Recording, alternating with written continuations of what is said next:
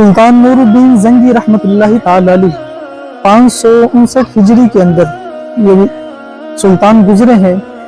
इनके मुताल्लिक आता है कि स्टूडेंट्स ने, इस्लाम के स्टूडेंट्स ने इनके सामने हदीसे मुसलसल बितबस्सुम ये पढ़ी।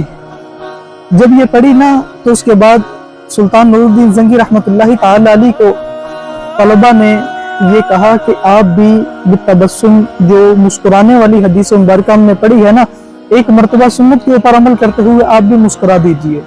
तो सुल्तान नूरुद्दीन जंगी रहमतुल्लाहि ताला अलैह ने बड़ा तारीफी जवाब दिया। फरमाते हैं कि मुझे रब तबारक व तआला की तरफ से ये हया आती है कि मैं यहाँ पर बैठकर मुस्कुराऊं। किस वजह से? क्योंकि फरंगी जो हैं ये दुनियात के मुसलमानों का मुहासरा किए हुए हैं और मैं किस तरह यहाँ पर बैठकर मुस्कुरा सकता हूँ। फरमाते हैं मुझे रब से हया आती है।